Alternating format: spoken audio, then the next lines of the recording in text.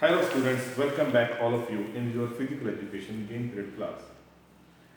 Today we will continue our chapter cricket. In last period we finished our topics till the extras. Now we will continue our lesson from the dismissal of batsmen. So now open your books as page number 55. Dismissal of batsman. Ball.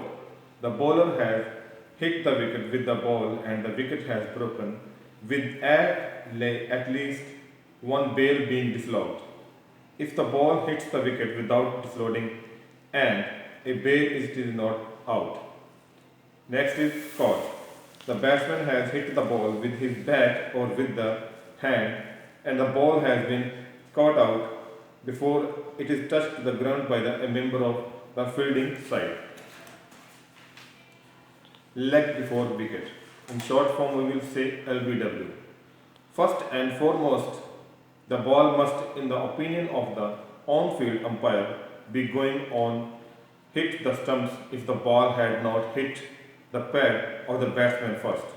If the batsman plays an attempt shot to the delivery, then the ball must hit the batsman pad in line with the stumps and he going to hit the stumps for the batsman to be given out.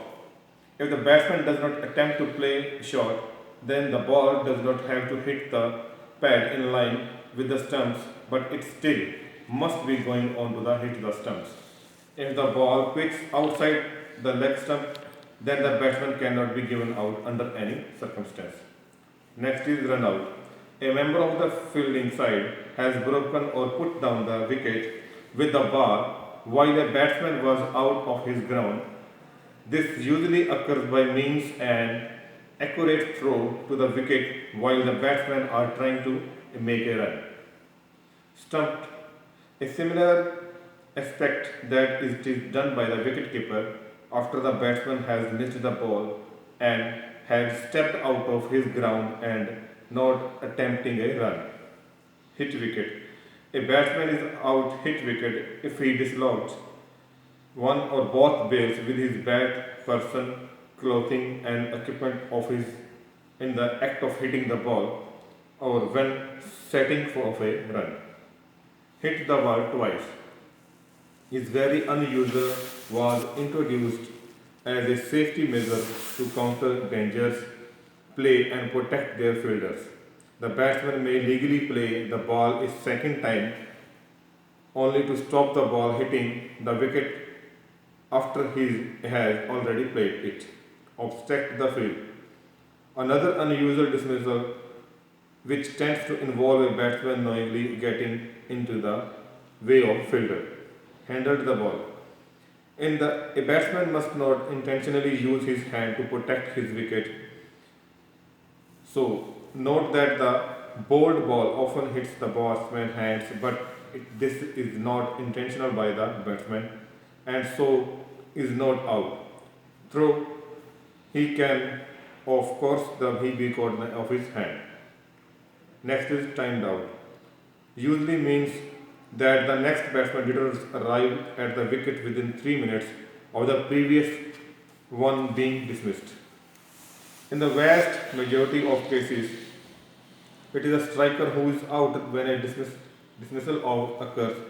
If the non-striker is dismissed, it is usually by being run out. But he could also be dismissed of obstructing the field and handling the ball or being timed out. A batsman may leave the field without being dismissed. If injured or taken ill, the batsman may temporarily retire and he be replaced by the next batsman. This is recorded as a retired hurt or retired ill. The retiring batsman is not out and may resume the innings later. A unumpired batsman may retire and this is treated as a being dismissed retired out. No player is credited with the dismissal. The batsman cannot be out bowled, caught, leg before wicket, stumped or hit wicket of a no ball. They cannot be out bowled, caught, leg before wicket or hit the ball twice of a wide. Some of these modes a dismissal can occur without the bowler bowling a delivery The batsman bowler who is not a striker but run out by the bowler if he leaves his crease before the balls, and the batsman can be out obstructing the field or tied out by it any time. The time out is by its nature the dismissal without a delivery.